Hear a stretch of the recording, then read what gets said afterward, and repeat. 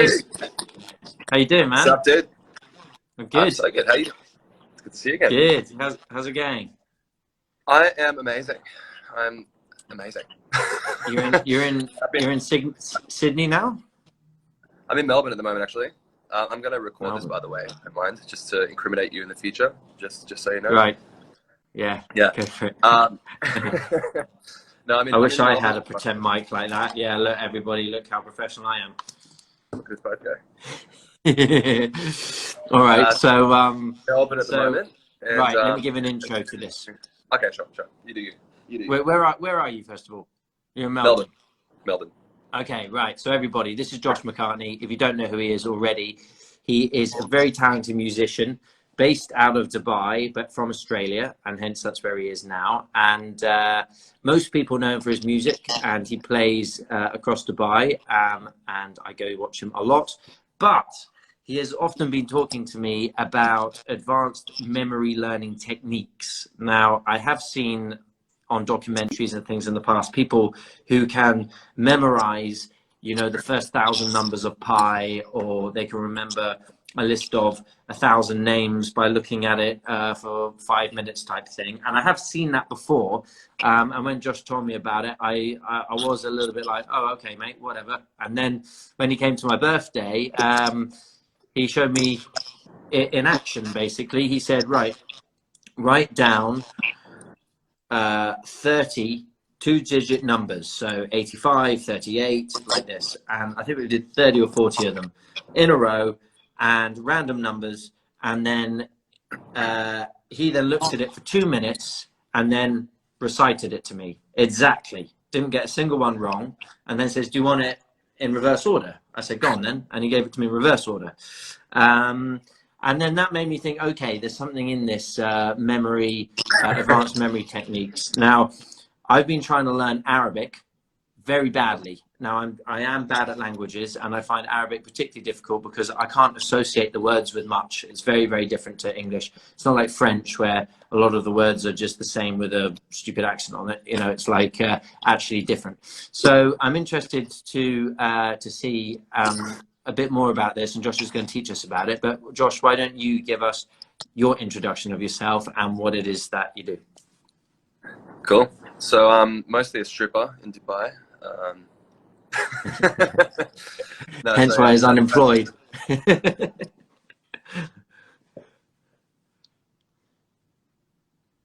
Oh, we've lost him. Are we still there? We're still here? Yeah, got you. We're still Yeah. here? We're back? Yeah. Okay, cool. That don't happen. Yeah, so I don't know what to say. I started off with singing and performing in Dubai for a long time. And to be honest, like when I was in high school and even like university, the first couple of years of my early 20s, I wasn't exactly the most avid learner and I didn't enjoy learning, to be honest. I wasn't confident in learning much outside of music. And then I just started feeling like I was kind of like the dumbest guy in the room. You go to these like conversations with these people that knew a lot about the world and how it works. And you just kind of sit there and feel like, oh, great, I know nothing. So I started listening to different podcasts and like reading different books and stuff like that. But I'd find that even though I was reading all these books and listening to all the podcasts, I still couldn't retain or remember any of the information. So it got me thinking, maybe there's a way to increase that, because that's actually the part that's valuable. The amount of books you read doesn't matter if you can't remember anything, right? So then I kind of stumbled upon it with a Tim Ferriss podcast, and he started explaining how he was terrible at languages. So he had like Spanish for something like a year, and he couldn't remember even like how to say hello pretty much. And then he went to Japan and found a sheet of paper that had every single one of the symbols that we use within newspapers and the books and general curriculum in schools. And he's like, holy shit, Japanese on one page. So then he got into, wow, there must be a way to actually learn everything faster in any sort of capacity. So with languages, you can deconstruct how much you actually need to learn to be able to become fluent or be able to have the conversationally fluent ability, right? But when it comes to actually remembering the words and vocabulary, if you know around 300 words in English, you know around 45% of the language. So how many do you actually really need to know? Like, do you need to have philosophy conversations about Kant or like anybody like that? Not normally. You just generally want to say, hey, how are you doing? I want this. I'm from here and I do these sort of things, right? So you can become conversationally fluent in a pretty short period of time. So when it comes to remembering words, there are certain ways to remember vocabulary much, much faster. And so you were saying just before that you don't have a lot to associate to, right? When it comes to Arabic. Yeah, exactly. Yeah. Exactly. Right? So everything that you'll ever do with learning anything new, it will associate to something you already know. All learning is, and all memory is attaching something that you don't know to something you already know. So if you think about Right. vitamin C, for example, you might think about an orange. If you think Right. about strings, you might think about either guitar strings or a G string, or I don't know what it is for you. Yeah. And so I have also been, I'm familiar with Tim Ferriss's work, and I did understand that he did that with Japanese. And I think one of the techniques that I think I picked up somewhere was with remembering names, because Yep. we all have trouble remembering people's names, and I'm a very visual person. And so the technique was, if you meet someone called Mike, you would associate it with someone you know with that name. You know, for example, my dad is called that, right? So I would picture my dad in my head as I'm looking at him, and I repeat the name, and that Okay. helped me massively in terms of being able to recall people's names. I'm almost freaky at it, to be honest. But I imagine, is it the same kind of visual associations that you use? Yeah. So visual, everybody pretty much is visual, by the way. But whether or not people train it and focus on it is a different story. So it's like going to the gym, you can get better at it, or the less you use it, the worse you get at it. So when it comes to learning a new word, for example. So have you found any words today that you can think of that were difficult for you to learn or difficult to remember in the first place in Arabic? All of them. The ones I can't remember, I can't remember. Yeah, but any ones that were difficult. They're all difficult. Like, okay. Well, I can tell you a word that, I just give you a word that I know. Okay. I remember, but I remember having trouble. So whenever I used to say, talk about my work, if I was to say my TV show, the word for show is Banamish. Banamish? Yeah, pretty much. Banamish. Yeah. Okay. So the way that I would personally remember that, you probably might already have the start of it. Bananish, banana, right? Sounds like banana. Okay. Yeah. And Amish sounds like either an arm or an Amishman or something like that, holding a banana. Yeah. And then he's going to his favorite TV show or something like that. So like I'm turning it into a picture straight away. Right. Imagine Banamish, right? So imagine an Amish dude, with a big old beard. Yeah. And Eating he's a got banana. eating a banana, and then literally in your room where you are right now, I want you to imagine him doing it. Is that a book? Is that a bookshelf in the back there? Yeah. Yep. So imagine him picking up the banana from the bookshelf. An Amish dude picking up the banana from that bookshelf. And the thing that he's picking out is the Guy in Dubai TV show or something like that. Right. Can you Right. imagine that? Okay. So basically, you still find these visual associations. Yes. So we're creating and turning the words into a picture that we're associating to something. And then to remember the meaning of it, you need to associate the meaning in the picture as well. So it's not good enough to just have the picture because you might forget what it means. So Banamish, Right. TV show, I would think about an Amish guy holding a banana. So I just need the visual cue. I just need like the start of it to be able to memorize the rest of, just remember the rest of the word. So banana might be enough for you to remember Banamish, because then you'll picture the dude in the big beard having bananas all through like his beard or something like that. He went to eat it and just like dripping through his beard, Banamish. And then he's sitting at watching TV, watching his favorite TV show. And you can imagine that happening in your bookshelf or somewhere in your room, in your actual physical vicinity. And then we're getting into the realm of a memory palace. So to be able to remember and recall the information, we need to recall it from somewhere, right? Otherwise it just gets lost in the ether somewhere. So if you place it... So basically, we're trying to create a visual picture in our head in order to associate that word so that we remember. Yes. Yeah. I guess the difficulty specifically with Arabic than it is with other languages is they've got sounds that are, they're not in any way relation to sounds that we have, right? And so, for example, God, putting me at okay. The ha So and like the trying to remember right? to say I miss you is Aishagik, or I adore you. Sorry, right? Aishagik. I don't know how to associate that to anything. I'm not even pronouncing it correctly. Aisha gig. Well, yeah, that's pronounced wrong, but Yeah, like it's it's pronounced roughly wrong. right. It's probably pronounced wrong. Yeah. To get the actual wording and phonetic, the actual tone over time will take a little bit of time and practice for that to become muscle memory in your actual throat. But to be able to then recall the word, Aish gig, Kind of. Aisha Yeah, gig, almost. Aisha gig, is it? Aishagik. Yeah. Aisha Right. gig. So I You imagine see, that's it's just like, difficult.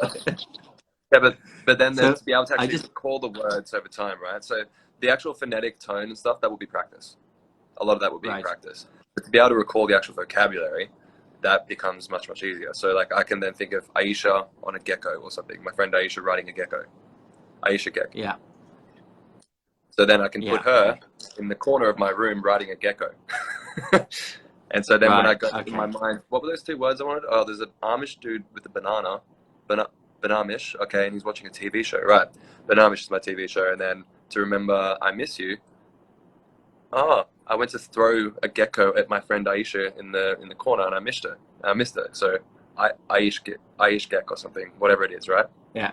So then you can Okay. keep So doing essentially, you use that to get a rough memory of the word, a rough association that will yeah, then trigger getting into a you picture. to, and then the pronunciation is practice, right? So A lot of it, yes. you know, You can probably got it, create a got little it. cue for because there's only a certain amount of these tones, right, that are different in Arabic to English, yeah.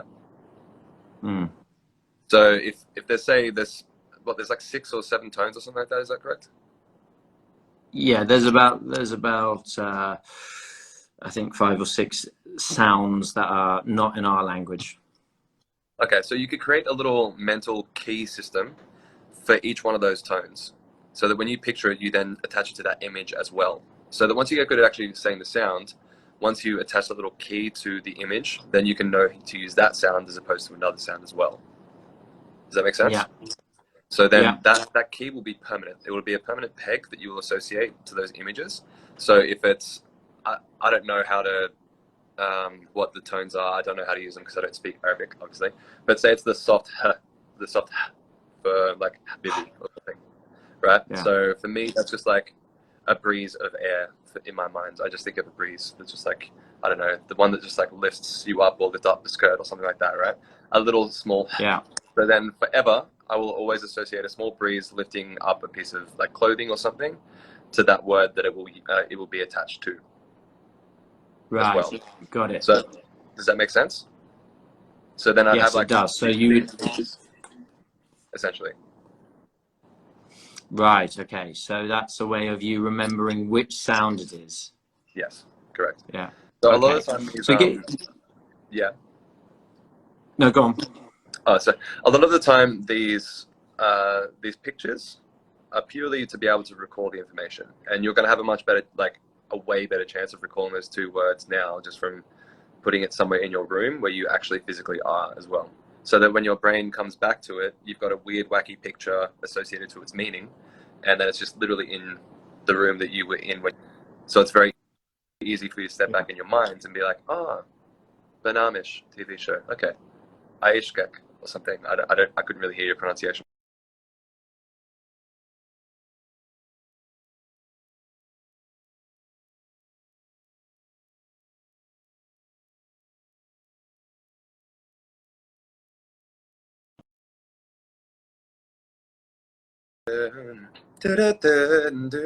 Paris.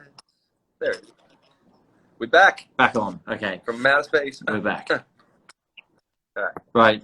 So let me just stop everything there. For those people who have just joined, we're talking with Josh about advanced memory learning techniques, right? He's been practicing and studying techniques to be able to improve your memory. And he tried it out on me at my birthday a couple of months ago. And I listed a whole load of 2-digit numbers, 40 2-digit numbers in a row. And he read it for 2 minutes and then basically said it to me, and then said it to me in reverse order. So I'm sold on the fact that he understands how to do these advanced memory learning techniques. Now we're discussing how to apply it to languages. I've been learning Arabic. We've been talking about how to associate words visually with something that you can already know. So the sound of a word may sound similar to something like banana, and you think banana, yeah, right, and you can associate it in order to recall what that word is, as well as then also having some kind of associations to the sounds of those words. Yes, So that's where we've got to. So, Yeah. So now tell me a little something. So I was just going to ask, how did you do it with the numbers? Because I wrote down 42-digit numbers, right? I don't know how you associate that to something visual, but explain to me the memory techniques between for that. And also, anybody else who has a question for Josh about memory learning, put it in the comments. Yeah. Also, if you do have any more questions, by the way, we're just launching Memory Playbook, which is our business for advanced memory techniques and how to learn and remember stuff faster. So it's called Memory Playbook. You can sign up for free and we'll give you weekly tips. Otherwise, there's a webinar which costs you $1 whole to access. And this is a lot of techniques within it to be able to learn and remember information very easily. Say like 100 key points in a book. You can be able to remember that after watching that webinar. Okay. So when it comes to numbers, this is also in the webinar, by the way, but it takes a little bit of time to set up. So with this system specifically, everything that like numbers are abstract, right? So they just represent how many of something. But it's much easier for us to remember images that aren't abstract. So we turn the numbers. So 1, we turn that into a consonant of D or T. Number 2, we turn it into an N. Number 3, we turn it to M, right? So if we want to do 2, it'd be N, N. And then we put a vowel in between to make the word none. Right. Make sense? If we want 3, 2, it would be M, and then N. And then how do we make a word? We make man. Yeah? Man. So then if we wanted to start remembering a lot of these numbers, that 2, 2, 3, 2 would be a nun sitting on this table that I'm sitting at, and then a man somewhere on the TV or something like that. And then if we want to do more, we just keep adding more words and more pictures in our minds around the area that we're in. So we can walk along. So I can go that way because I'm just walking along in my mind where I put these pictures. And then I can come backwards to where I started. Right. So essentially, you're basically looking at a number like 32, and you're creating 2 visuals for that, the 3 and the 2, which might be a man and a nun. And then the next So one, 3 and 2, sorry, because it's two it's 2 numbers that you link together. So 3, 2 would be man, 2, 2 would be none, because it's 2 ends, N, N. Yep. So if you give me any other 2-digit number, I'll give you an example of what it could be. Right, 48. 48 would be, it could be a reef, like with the coral, or it could be a rave, so you can see people like dancing and jumping. It could be a riff, like a guitar riff or something, right? So you're doing R and F. R and F, or a V, if you wanted to use V. Yeah. Right. So you'll basically put those 2 letters together, put a vowel in between, and that will give you a visual. Yeah. And then you remember them visually. So you'll have man, riff. Yeah. You know, right. And you just have it interacting with the elements of the room that you're using. You can do it in your mind somewhere you know very well as well. But I would use, say, this table, and then I would use the little thing next to me, and then I'd use the TV, and then I'd use the door, and then I'd use, you know, so you can keep using little spaces to file these people. And it takes a bit of practice. It takes a little bit of practice. Say again? It takes only a little bit of practice for it to start happening automatically, right? But once you do, it's incredibly powerful. Like a lot of the time, though, to be honest, you don't need to use these things. So do you have a set consonant that you put for numbers, just so that you can do this all the time? So you know that 1 is this, 2 is C, 3 is D. You do it like that? Correct, yeah. So there's actually, the system is called the major method, if anybody wants to look it up. And it's set for pretty much everybody, right? So it's a D and a T, because it sounds phonetic when you say it. The T. 2 is an N, 3 is an M, 4 is an R, 5 is an L. But then when you get to a 6, it's a sh, or a j, or a ch, right? So it's all phonetically the same. When you get to a 7, it could be like a hard C, like a k, or a k, or a hard G, which is a g, k, g, right that, because it's the same phonetic feeling, right? So then it just gives you more options to create more words with the numbers. And it takes a little bit of time to set up, but once you do, it becomes automatic, and it's really cool. But it's a party trick at the end of the day. A lot of, like, you don't need to remember the first 20,000 digits of pi.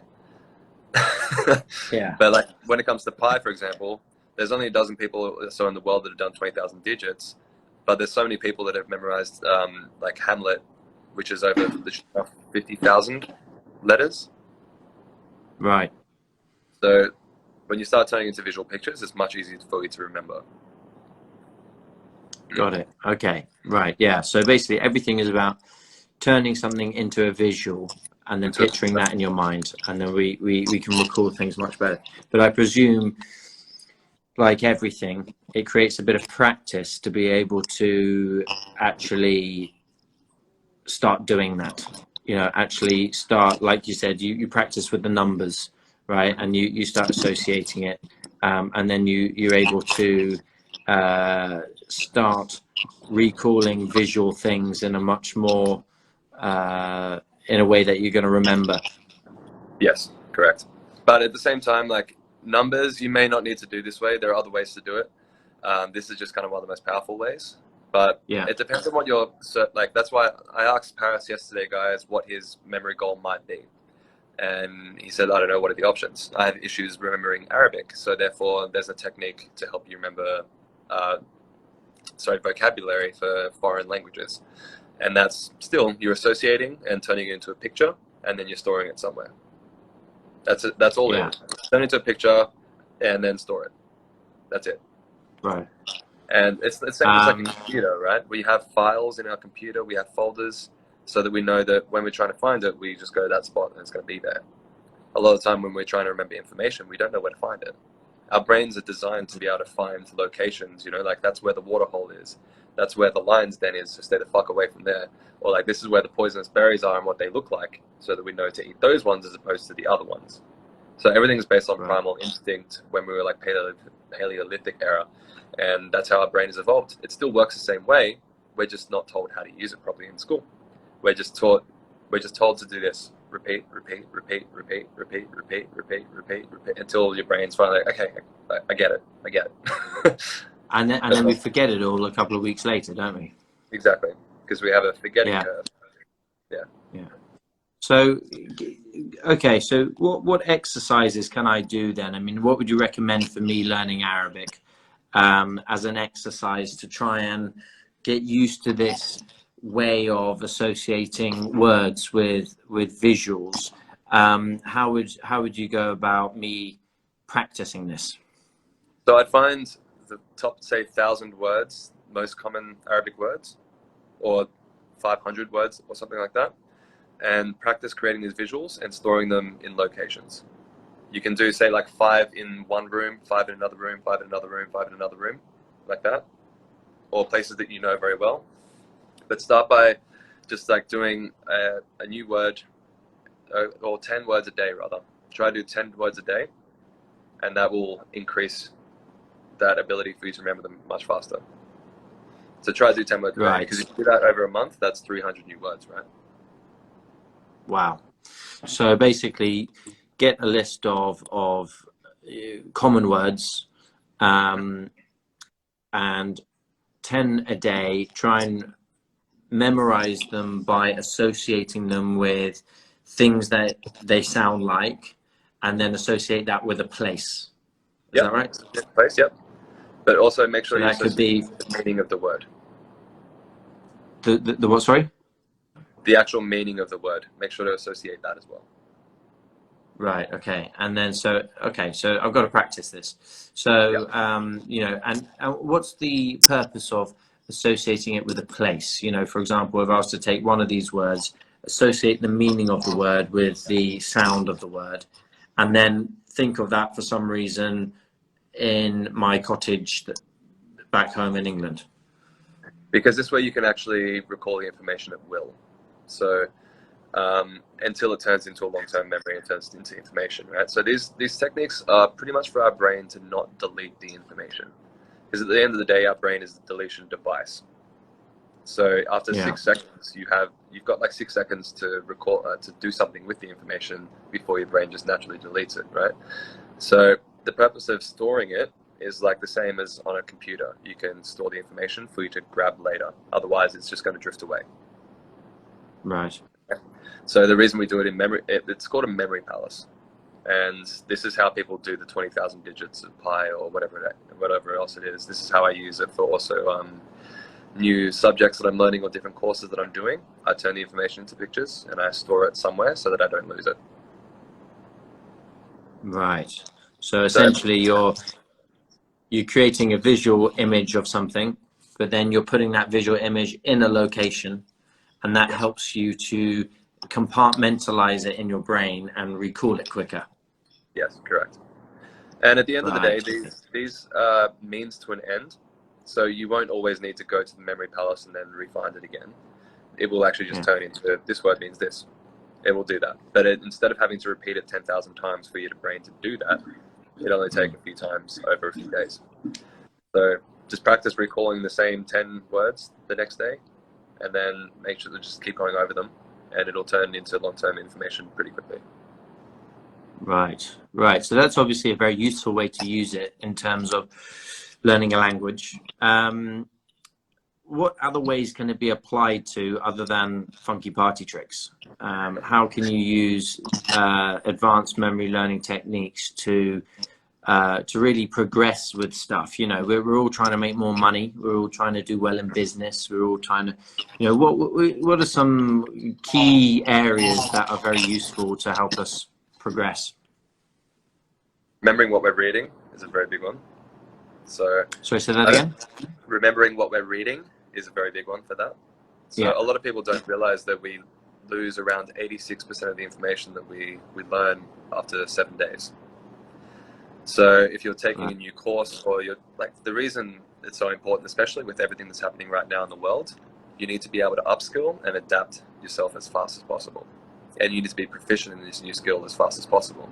So in this, instead of taking a year to get good at something, you can do it in a few weeks, because you can actually remember the information and turn it into actual useful, practical steps. So what I do when I'm learning a new course, and I do it on, like, say, Coursera, which is an amazing platform, by the way. You guys should definitely start doing courses as frequently as possible. Because instead of having to... Coursera. Yeah. Okay. And that has a whole load of different courses on different things. Yeah, so many, on pretty much every subject line you can think of. And it's pretty much where you can pick a certificate at the end of the day, but you don't need it unless you want it. Really? Okay, so I recently joined something called Masterclass, which is, you've probably seen it advertised online. Yeah, it's all these, they've got some very high profile people who will give a masterclass on their particular topic. So I'm learning, you know, film directing from Martin Scorsese, and you know, you can learn cooking from Gordon Ramsay. We've just got a chessboard, and we're going to learn chess from one of the best chess players in the world. So that's one thing that I've been doing. Yeah. Have you seen Searching for Bobby Fischer? Josh Waitzkin? No. He's like one of the chess.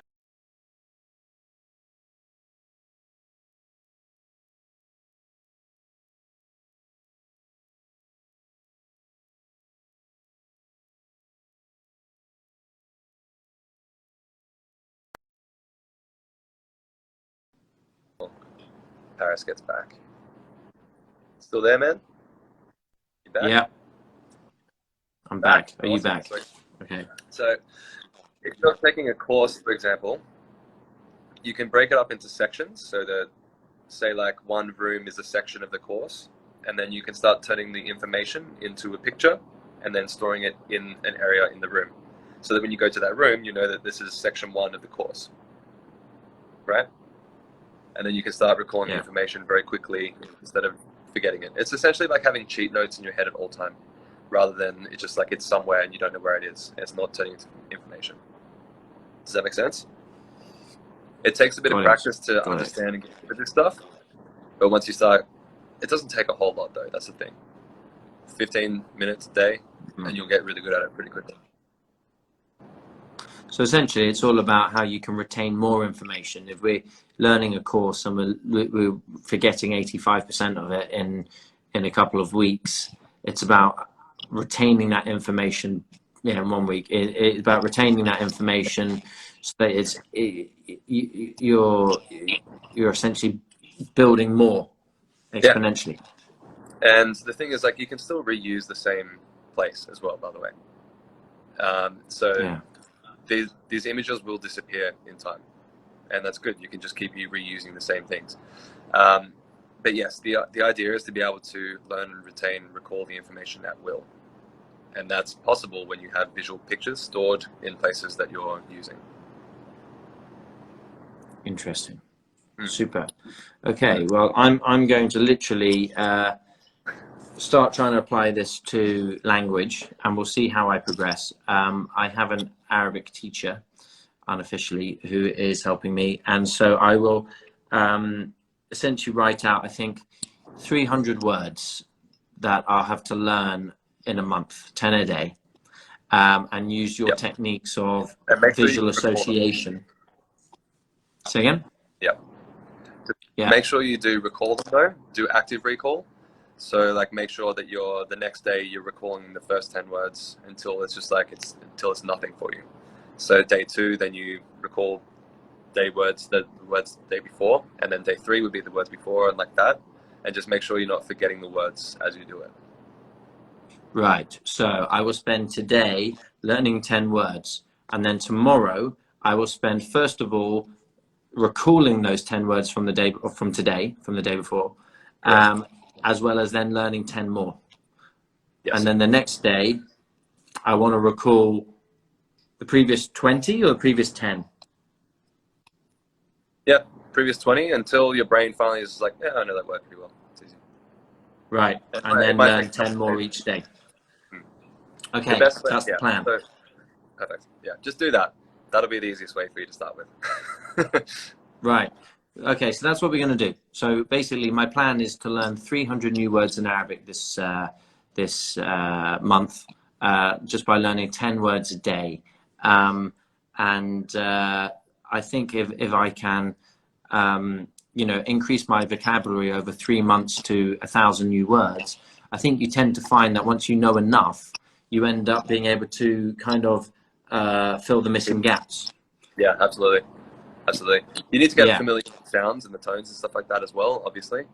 But that just takes time in its own way. You need to be able to hear the words to be able to internalize them. Yeah.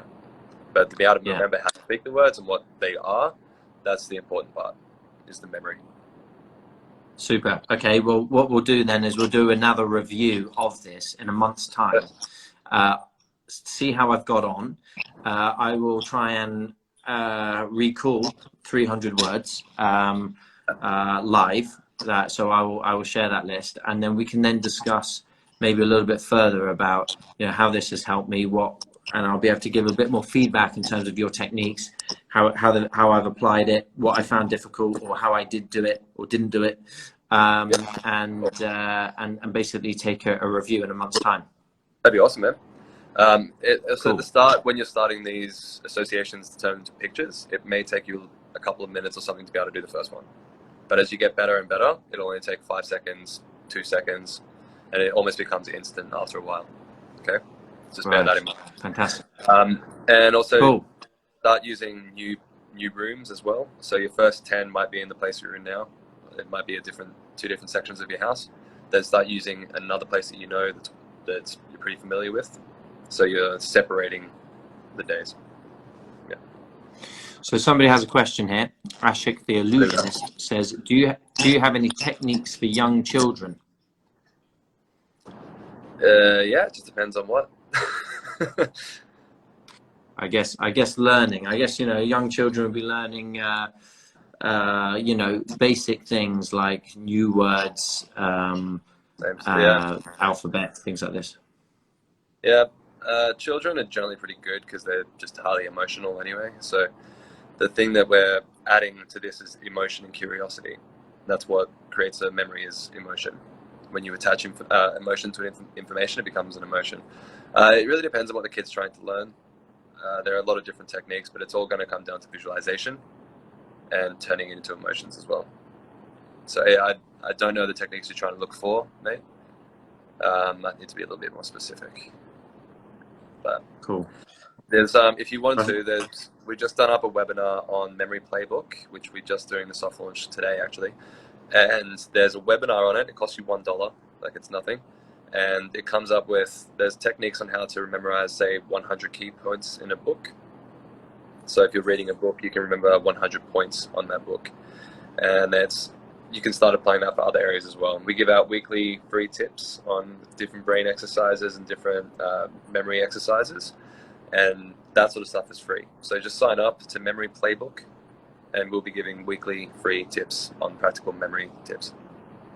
Can you write the link in the comment there, or whatever it is, so people can just find that? So some praise here from people saying, yeah, interesting session, guys, from Shanaz. So, okay, Memory Playbook. So, guys, if you want to learn a little bit more about what we're talking about, Josh is launching Memory Playbook, where there's a, did you say a webinar on there or a podcast? Yeah, there's a webinar. Yeah. Yeah, so you can, yeah. Nice one. All right, mate. And then final question. When are you back in Dubai, or is that a subjective question? Subjective question. It's a subjective question. So it really depends when the flights are going to reopen and everything comes back on. You know, I don't have a lot of reason to be there in the summer. You know, there's not a lot of performances, and I don't enjoy Dubai that much in the summertime. So I'll be back in a couple of months, probably. Hopefully sooner. I've got a lot of friends and stuff there, like you. So it'd be good to come back, but we'll see. It's all up in the air at the moment. Yeah. Cool. All right. Well, yeah, we'll have to wait till things are a bit more clear, but probably be about September or something, I guess. Cool, mate. Well, yeah. Well, let's see. Let's see when travel's lifted. But good to speak to you, mate. Down under. Thanks, everybody. Have a good rest of your day. Yeah, Speak to you soon. Ciao, mate. Bye.